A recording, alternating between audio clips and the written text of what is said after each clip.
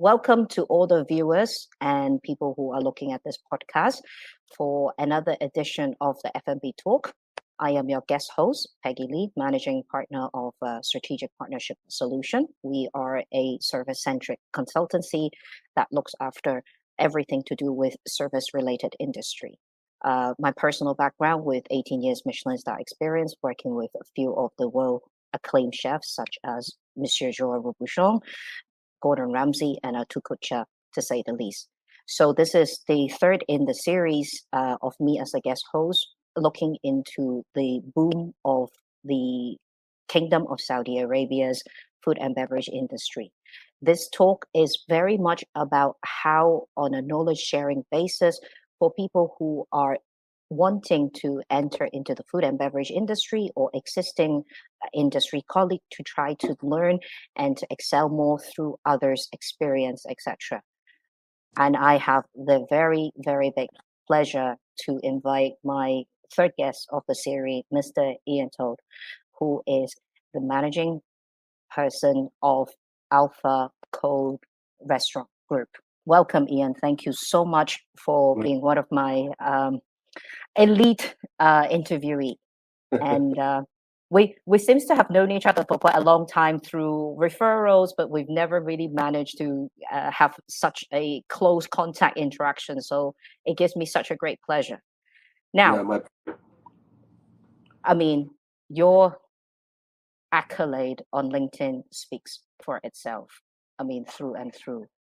From the point that you were going from UK, which is from the Future Housing Group, which is something different of the food and beverage, but still kind of related, being housing association, so more dwelling perspective, to then a leap of faith, as I would refer it, being the president of food for Alshaya, and of now landing as the CEO of Alfa Co restaurant group. So how has it been as your Middle East expedition so far? It's been a fantastic roller coaster, really. I mean, I've been in the region for coming up to 7 years now. And when I first came here, I had no experience of the Middle East, but I have worked in the food beverage arena now for 30 plus years. So I'm unusual in the way that I've worked in restaurants, coffee shops, pretty much every cuisine there is out there in the industry. I've also worked in manufacturing. I worked with Cisco in supply chain. So yeah, this has been my career for the last 30 plus years, and it's an honor to be here in the Middle East. I'm in Saudi Arabia for the last coming up 3 years.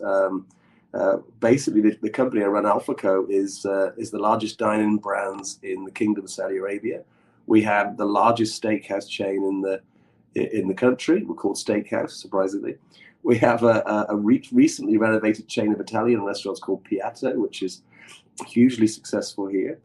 We have a FireGrill chain of Mexicans. We have a City Fresh Kitchen chain of sandwich and soup places.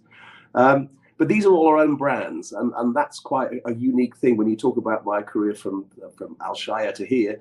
Alshaya was predominantly franchise brands. So we had Cheesecake Factory, P.F. Chang's, Texas Roadhouse, Raising Cane's, Shake Shack. I mean, we had a whole host of brands. I think we had 29 brands. And in my time in Alshaya, I think we opened 200 plus restaurants in 16 countries around the world. So I really was forever on a plane and forever cutting ribbons and opening new locations. So here it's a bit different because they're our own brands.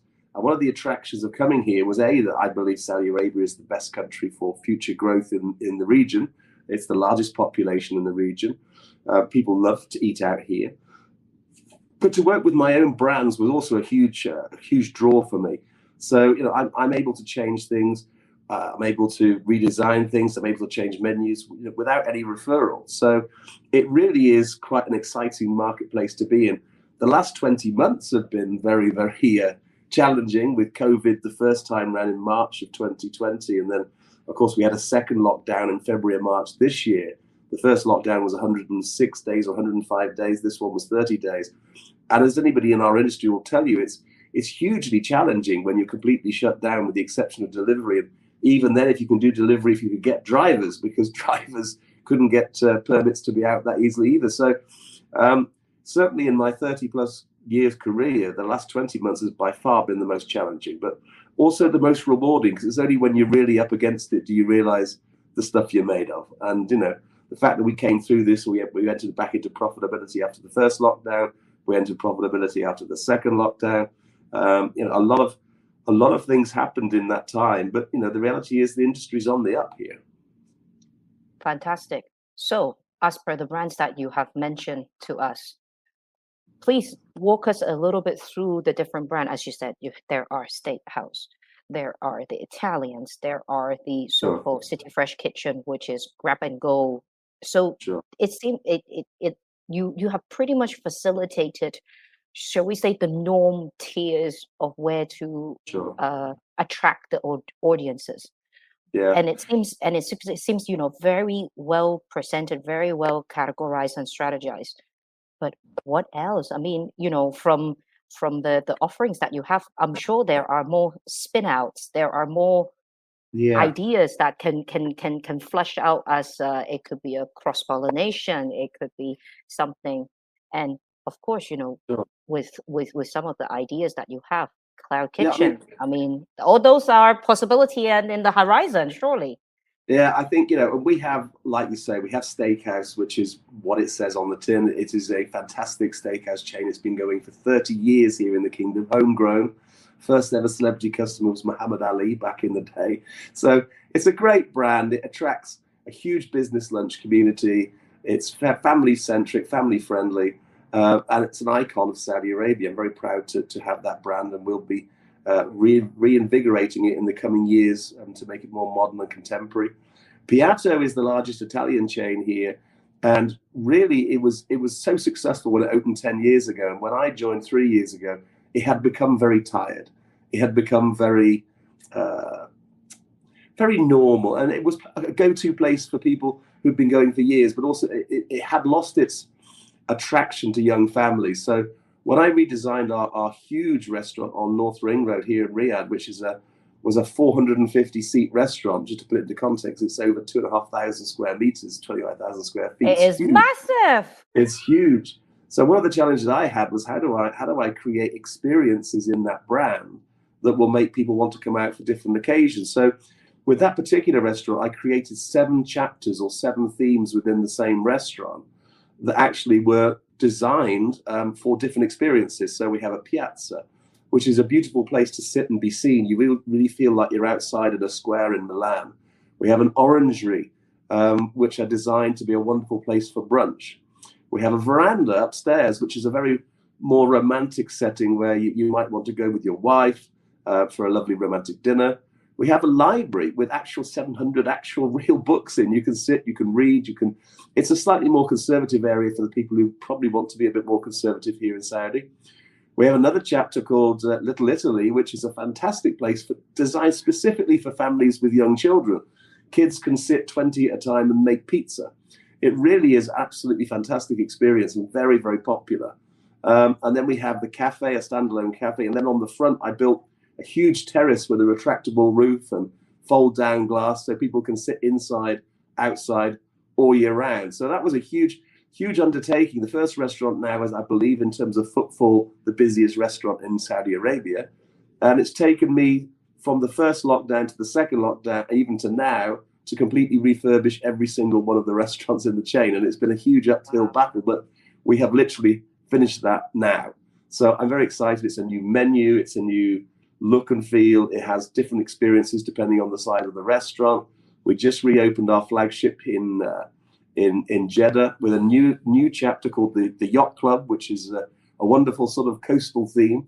And it's resonating unbelievably well with young families. So very happy with that. FireGrill is far more edgy. It's FireGrill is think Chipotle. We make everything fresh in store. It's bowls, it's quesadilla, it's tacos, crispy tacos. Fantastic, healthy, very much orientated towards the Gen Z, partially millennials customer base. It's a huge delivery business. It delivers very, very well. I mean, 50% of our sales are now online. City Fresh Kitchen, think pret-a-manger. That's probably the biggest compliment I can give it. It's a fantastic, it has a huge array of choice. A lot of our locations are in office locations where people don't really have a choice where they go for lunch. So And if you look post-pandemic, most of the competition we had in those areas has actually disappeared. So, we've actually weathered that storm very well. We have a new spin-off brand called Steakhouse Burgers, which is a very cool, hip and trendy burger boutique place with graffitied walls, very urban, very hip. We just opened our third location very successfully. And again, you go back to what's new, what's niche. We actually launched that as an online-only brand about 2 years ago, and it gave us the confidence to build bricks and mortar as well. And then, one other thing I did during the pandemic was to open cloud kitchens. We now have cloud brands operating about 30 of our locations. We have a flagship Cloud9 business here in Riyadh, which operates a number of brands. So I invented lots of cloud brands during the lockdown because I'm never short of ideas, and the team's always got fantastic ideas. So we're just launching Wings and Things, which is a fantastic a brand of chicken wings with 15 different sauces. We launched Earth Bowls, which is, I think, poke bowls, very healthy, very cool. Again, that's been the most successful we've launched so far. We have a whole host of those in backup. We have the Curry Club, which is Indian street food. We have Zah Al Naranja, which is our Lebanese street food concept. They're all operating as cloud brands today. But the whole idea is we will use that to test market those brands, those cuisines, with a view of building bricks and mortar in the future.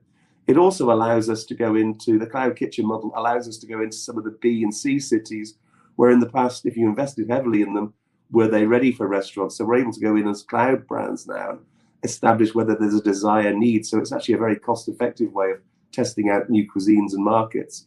So that's kind of what we've been up to. We invented a new thing here, really cool recently, called the Food Hub, which has 3 or 4 different concepts in a very contemporary seating area. We've got a FireGrill, a Steakhouse Burgers, a City Fresh Kitchen, but could it be any of those pop-up brands? Again, designed for younger people. So we're always reinventing ourselves and coming up with new ideas and new concepts.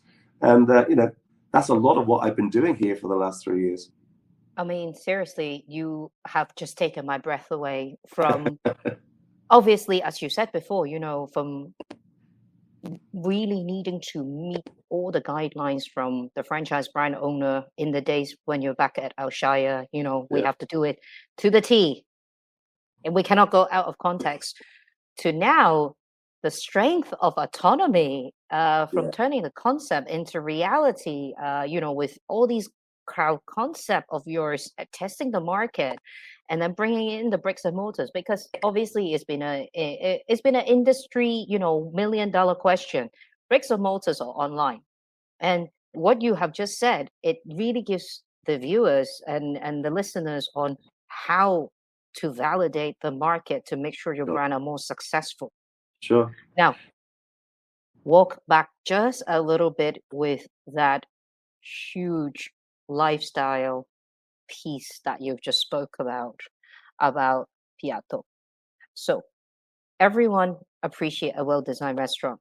So what is your what is your tips about a well-designed restaurant? What comes first? Is it the authenticity, or is it function of the space, or is it the lifestyle that you wishes to have the customers to perceive in order to give you more leg room to expand? I think the days, and I certainly remember this back in the 90s and even maybe the late 80s, people went out for a meal because it was convenient. It was just something, I don't want to cook, let's go out and eat. And you used to go out for a meal, and you would, even if the meal wasn't great, it was still convenient, right? I think people's expectations in today, in 2021, have gone so far up the food chain now. People expect a good meal wherever they go. And if they have a bad meal, wow, it doesn't. So the food is a given. So for me, the food is absolutely a given. It has to be top quality and authentic as well. My Italian chain, Piatto, when I came here, was very Italian, very American Italian. And I just desperately wanted to make it Italian. So lots of authenticity. So, for example, I designed my own restaurants with an architect, and I try to think of the practicality, but also the guest experience is so important. People come out for an occasion now, not just to eat. They come out for an evening with their wife. They come out for a party with their parents, or they come out for a kid's birthday party. So you have to actually make sure you think about all the occasions that guests might want from you. And I think that's so important today. So, people want authenticity, but they want an experience. They absolutely want an experience. They go away. they go away saying that was a great meal, I think good, right? But if they go away going, wasn't that a great day out? Wasn't that the best party we ever had? Wasn't that hospitality amazing? Didn't they look after us and make us feel special? That for me is so important. So when I design them, I always think guest first. My operations guys sometimes think I come up with things that are almost impossible to do, but that's part and parcel of working in a great team. I've got a fantastic team. I've got a chief operating officer, a chief marketing officer. They're all fantastic people, but we're always pushing each other to try and push the boundaries. And the competition here in the region and around the world is only ever going to get stronger and stronger. So unless you're at the forefront of thinking about guest first, I think you're setting yourself up to be mediocre or fail. And that's not something that I like to do, and don't like to run teams that set themselves up for mediocrity. So yeah, we're always pushing the boundaries. And the added problem, which I think has been a problem for the world the last 20 months or so, is how do you do that and remain profitable?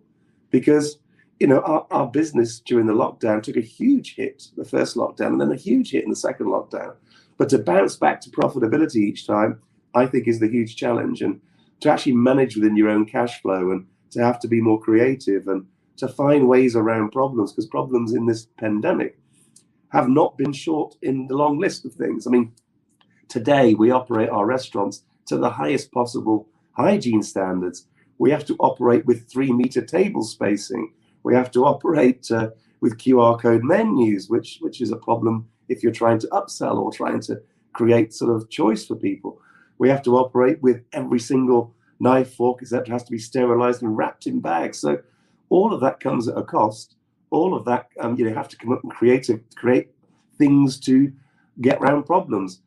We operate in a very, very sensible country here that was probably one of the most sensible around the world, where pandemic absolutely took hold here, but it was controlled unbelievably well by the government and the royal family here. So I'm very proud to operate in a country that actually thought through a lot of the pandemic issues and put things in place. But it also meant we had to change the way we do things.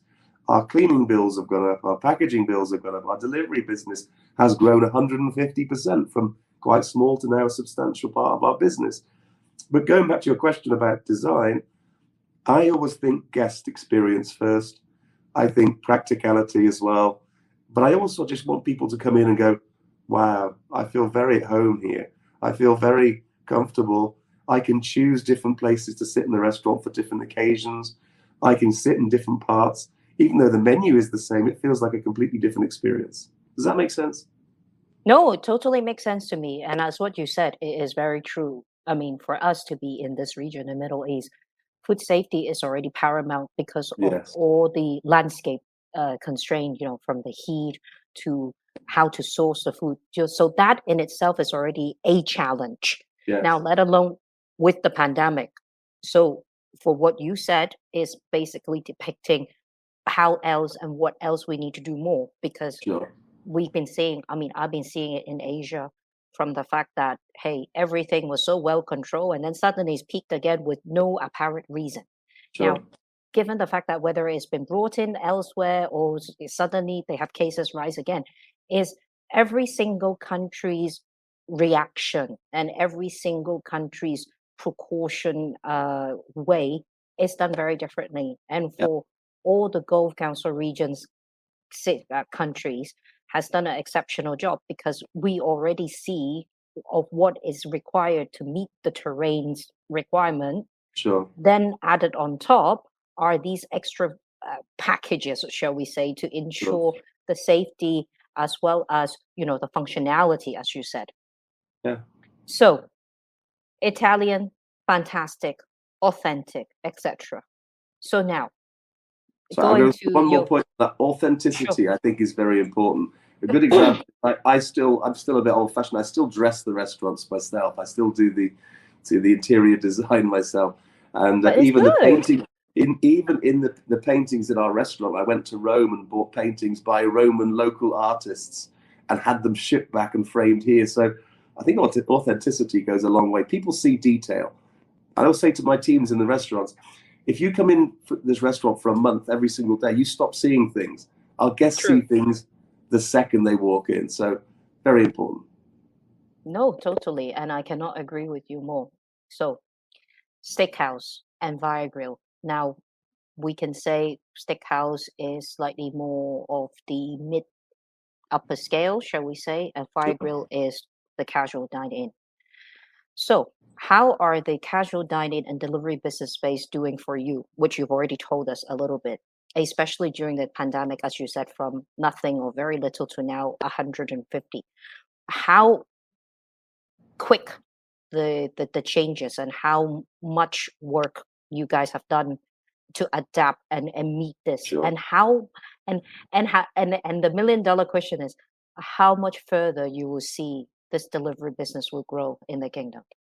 I think, I'll just take that one step at a time. And the delivery business is growing. Despite the industry, sometimes a lot of people drag their heels into this delivery market, whereas I'm a great believer it has huge value. But it's not cheap. It costs you 20% more to do delivery, plus it could be even more in some places. So I do believe delivery will keep growing. I do believe one day that getting a delivery will cost you more than dining in a restaurant. So I think that those days are all beginning to happen here in the region and around the world, because there's a cost to doing this. But that whole delivery thing is not going to go away. I think it's going to continue to grow. And you have to stay relevant and make sure that your food delivers. If it's supposed to be hot, it has to arrive hot. If it's supposed to be cold, it has to arrive cold. And sometimes it's the opposite way around. So, we work very hard at that whole sort of delivery and digital arena. Another good example is, when we went into the pandemic, we only delivered via third-party aggregators. But now we deliver via our own applications for every one of our brands. So for every single one of our brands, we have an app where you can go on, you can order direct, and we can get it delivered for you direct. So balancing your digital journey and your digital portfolio, I think, is very important to a company's future. FireGrill delivers incredibly well, and it's an audience that likes to have delivery. So we've been working very hard to digitize that whole experience for people to make it better, smoother, faster. But also even things like within FireGrill, digital menu boards that aren't just menu boards that are on TV screen, but ones that paint pictures, one that tell stories. I think that's a huge part of the experience as well. Steakhouse, as you point out, is a slightly more traditional customer base.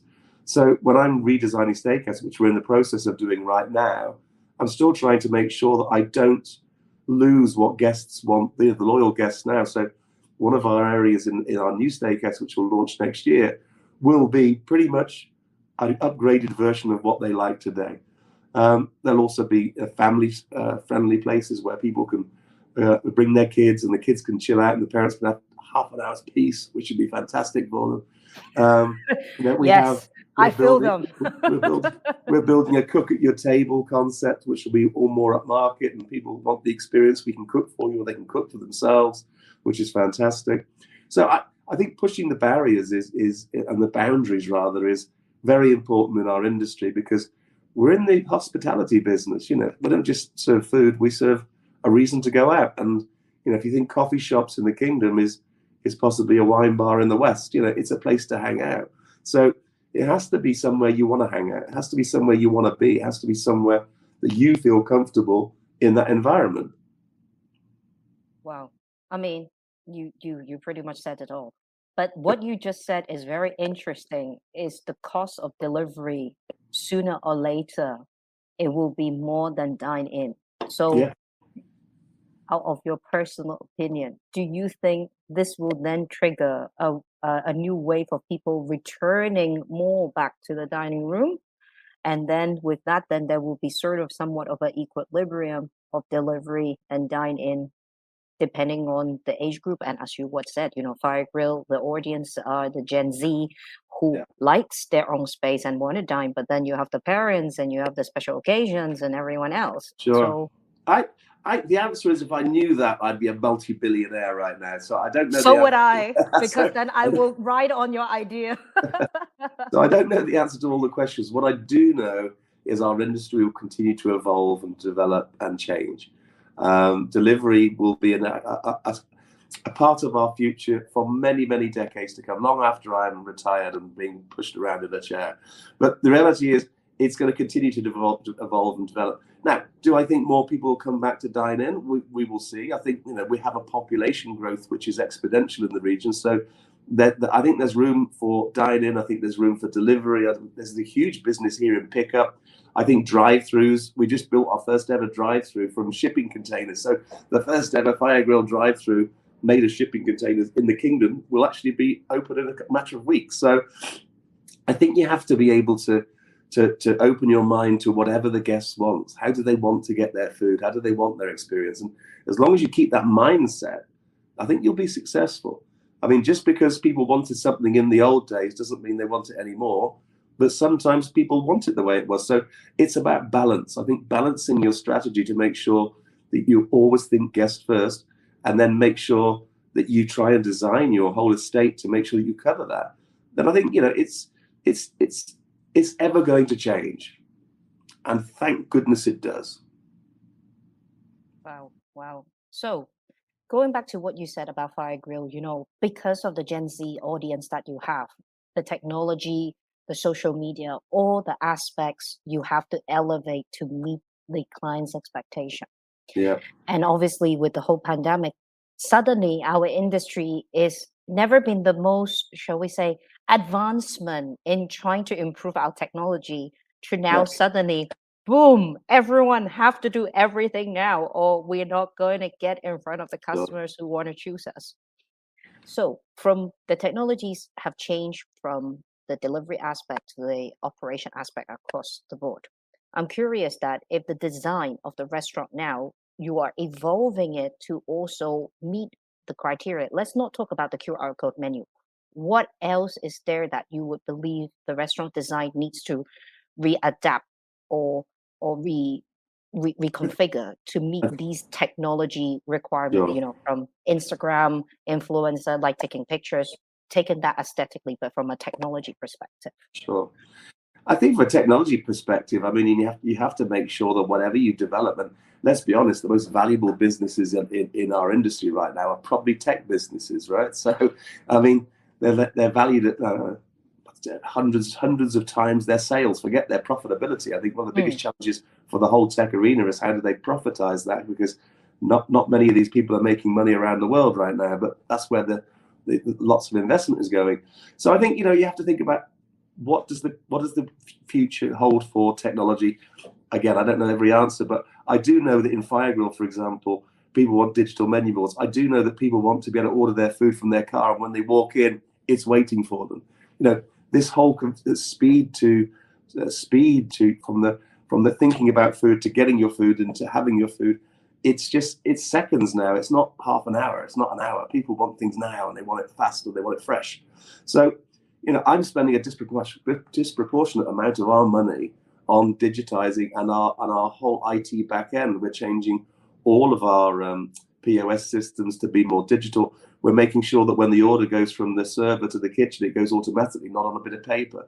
So I think, you know, you have to invest, and in the short term, it kind of feels like, wow, that's a huge investment. When do we get our money back? But if you're not at the forefront of this, you're not in it at all, you know? True, very true. So what you were saying before, through the 2 lockdowns, through even just before the whole COVID situation erupted back in March 2020, I mean, the growth rate with the brands that you're developing, you're cultivating, concept tweaking has been phenomenal. Now, looking at that is the driving growth of Saudi.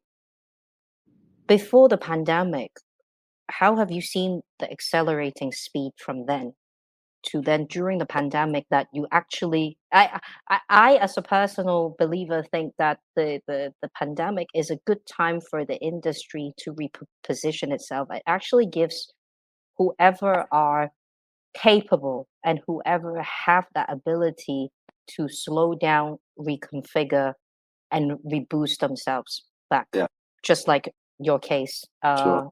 with your company at this moment in time. But throughout the last 2 years, you know, you joined the business when the industry was, you know, going through the patch of Saudi reformat themselves to then Yeah, pandemic, etc. And you said, as you said it, you know, the delivery business have offered a bloodline or a lifeline per se during oh, this pandemic. Um, how do you then keep the team as well as the business to be profitable, as you said, and how do you balance all these challenges for your team and yourself, and molding and shaping the future growth of the group? I think you're right. I mean, during both pandemic lockdowns, I mean, a lot of businesses sat back and just waited to see. A huge amount of the, I would say, the middle of the road brands failed, and a lot of restaurants closed.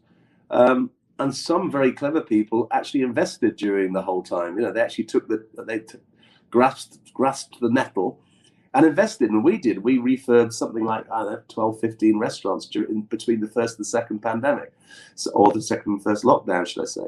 So I think, the people who invested in the long term will actually come out of this very, very well indeed. But there's been loads of changes. I mean, a good example is one of my frustrations as a restaurateur or even as a guest, is walking into a restaurant and sitting in the next table is 6 drivers, right?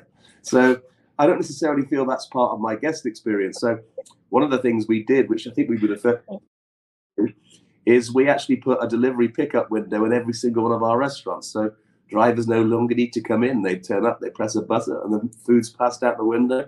And I think, just thinking about all these things in the modern world we live in, they make a huge difference. They make a huge difference to the comfort of our guests. And, people are nervous. Even today, people are nervous about, oh, should I go out? Should I not go out? But where they are going out, they feel safe. They feel it's clean. They feel it's the right environment. So, I mean, I'm not sure if we'll ever see the end of this COVID thing or not, but certainly we've had to change the way we've done things.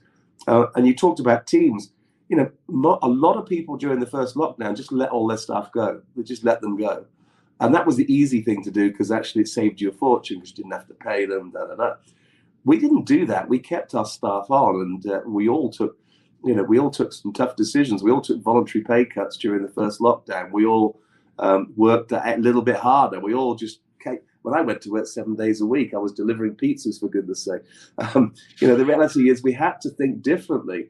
And I think, teams that come through it, we were also able to open every single restaurant back in June time when the lockdown finished. We were the first people to open every single restaurant on day one because we still had the people.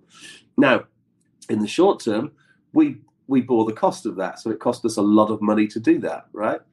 But I think, having a team with experience, and that team also respected the fact that they were kept on during the pandemic, I think it's created a great camaraderie in our business. And, it's hospitality. We need good people to give good experiences, right? Definitely. No, I totally hear you. And well done to this idea of not having 6 drivers sitting next, because it has been a lot of interesting news that we've been seeing on Twitter, etc., where there's not even a cup of water for the driver, and they're all panting outside trying to wait for the delivery.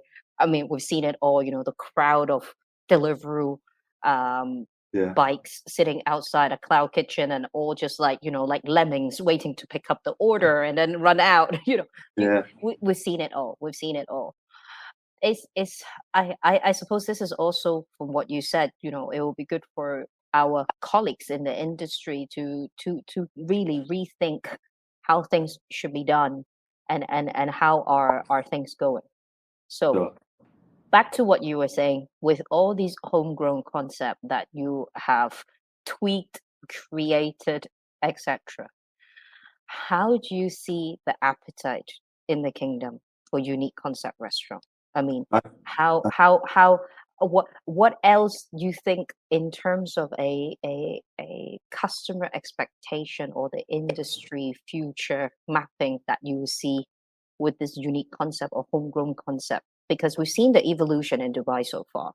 Yeah. Would this evolution of such in Saudi, and how is that playing out? I think here in Saudi, I mean, I would say this is in the region probably the up and coming hippest part of town to be in, really. I mean, we have some of the best brands from Europe, from London, from America coming here all the time. Fine dining is on fire here, and the appetite for that fine dining experience is very, very high. but it's always going to be a niche customer. It's always going to be an element of I'll go there once a month or once every 3 months, or it's not going to be I go there every night or once every week, you know. So I think fine dining here is great because it raises the standards, it raises the expectations. But to your question about, you know, what do we think's next?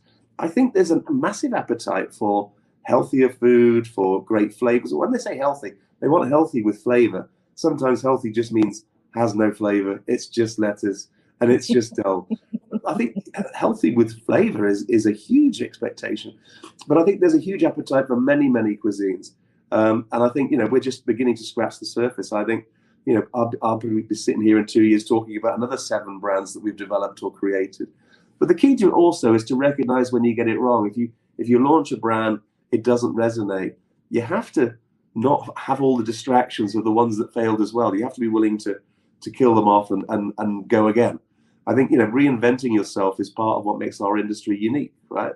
You know, a supermarket is a supermarket. It has different things sometimes, but it always looks like a supermarket. Whereas sometimes when you walk into a restaurant and go, wow, I don't remember it like this, it's a wonderful, positive feeling, and it's going to make you come back. Definitely. Wow. It's so much going on. Huge. Now, cloud kitchen. So far you have built several, and there is the hub concept, which, as you said, if from what you just told me, I presume is almost like a food court concept, but in a nicer way, like time out market, that type of persona, shall we say. I mean, the cloud kitchen is a bomb waiting to explode. I mean, we've just seen the recent news about, you know, AWJ pouring in a big amount of muscles into this space. Yeah. Now, what is your take on the business model of the cloud kitchen? I mean, on a long run in the kingdom.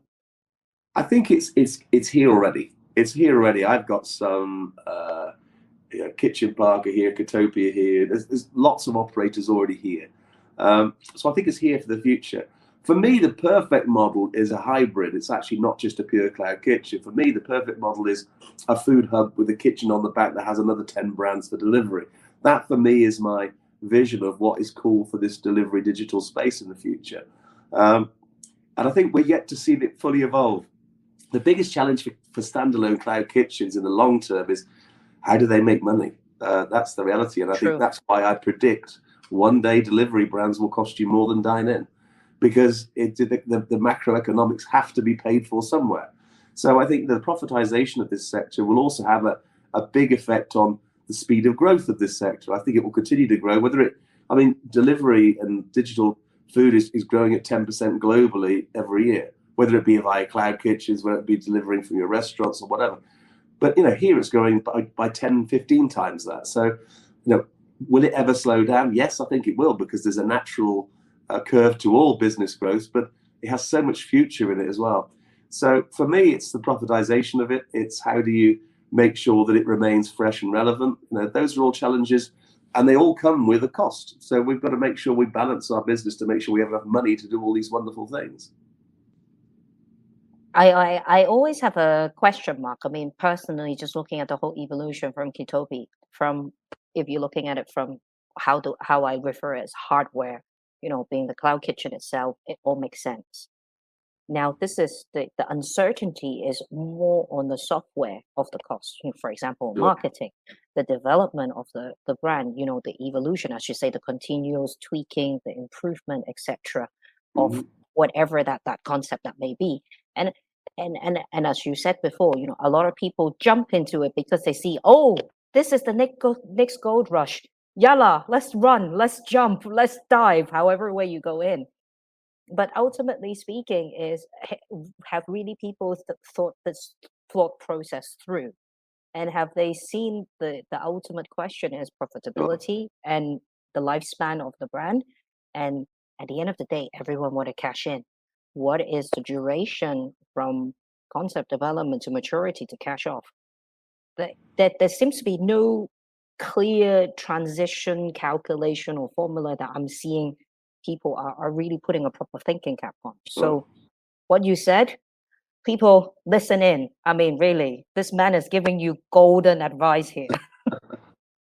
I think for me, it's not really my job to comment on people in the market space, the kitchen party potatoes. They've all got their own model. They're all different. They're all Of got a course. twist on a theme.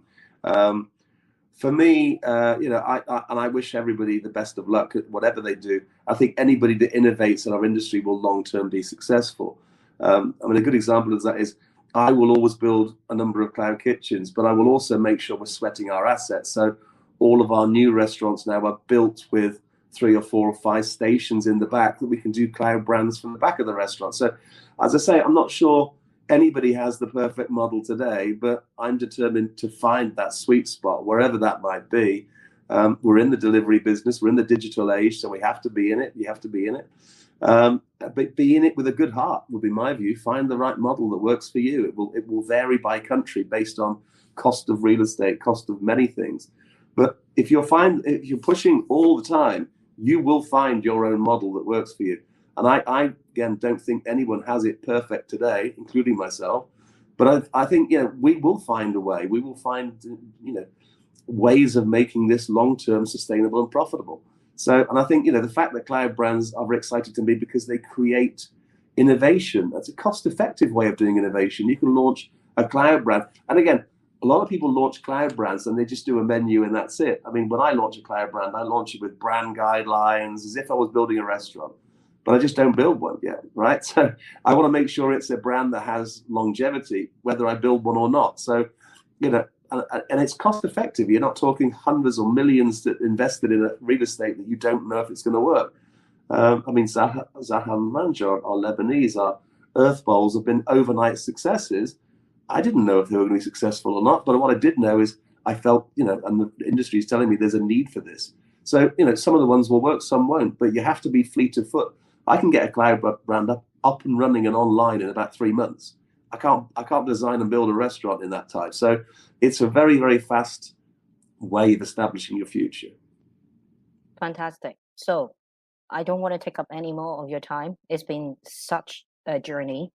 I always ask my lovely interviewee to offer their golden word of advice at the end of every interview. Now, for the budding entrepreneur who are wanting to enter into the industry, what is your biggest advice that you can offer? Well, I think, our industry is unique in one point, and that is that every single person you ever meet in your life is a food expert because we all love to eat, right? So, I mean, every single person will always say, you know what you want to do? You want to do this. I think the answer is you have to listen to everybody. At the end of the day, you have to never be arrogant. Never think I'm right no matter what, because none of us are. You have to be able to roll with things that don't work. You have to reinvent yourself 10 times over. You have to just, be creative always. But it's not an industry for the light-hearted. This is, we're a bit mad in our industry. We go to work when everybody else goes home at 5, 6 o'clock at night. We're working. We're going to work when you're all going home. So, you have to be willing to work in an environment. And I have a golden rule in my office, and it's something which everybody could tell you if you ask them. I make sure everybody smiles or laughs every single day, because if you don't, you'll drive yourself mad. Because our industry is hard. It's hard work, but it's very rewarding. It's kept me gainfully employed for 30 plus years. Hopefully for another 10, 20 years in the future. But yeah, this is an industry of hard work and creativity and innovation. If you have that work ethic and you have the ability to reinvent yourself and not take yourself too seriously when you sometimes, you'll love this industry. It's been fantastic to me. And I hope to be in it for many, many years to come. And, make sure that you take your team with you. You can't do these things on your own. You need skilled people around you that have the skills you don't, And then one more advice to our fellow industry colleagues. Now, obviously, you have already shared great words and great advice, but surely the trials, the tribulation, the blood, sweat, and tears. I mean, what other advice or luck that you would like to share with our fellow industry colleagues? I wish every single person in our fantastic industry all the luck in the world, but I'm a great believer, the harder you work, the luckier you get. There'll be times when you just think, am I ever going to make money? Am I ever going to make progress? But I go back to this is a game that we are in because we choose to be in it. And if you choose to be in it, you've got to understand there's good times and bad. The last 20 months have been the toughest in my whole career. but we've come out of it in good spirits because, you know, we're going to do tomorrow what we didn't do yesterday, and we're going to do it better. So, you know, the harder you work, the luckier you get. That's my best advice. Fantastic. Ian, such a pleasure. I mean, I cannot thank you more. And I hope the wonderful viewers, as well as the people who've been listening to the podcast and probably looking at a snapshot of our conversation on the Restaurant Times, will truly benefit. And I wish every one of them, whoever is going to go and visit the kingdom, to go and visit some of your establishment. I myself, please excuse me to finish this expo, and then I will try my best to come to see you. Or next time when you're in Dubai, it will be a pleasure for us to meet and have a proper face-to-face, because we've never managed to do it. And I really, really wish that we need to do it very soon. I agree. And yeah, you're all very welcome. Come anytime. Message me on LinkedIn. I'll get you a table. I know it's hard to get a table in your places, I've heard. Well, it's hopefully it will get harder, but we'll see. Fantastic. Thank you so much. Thank you. Yep.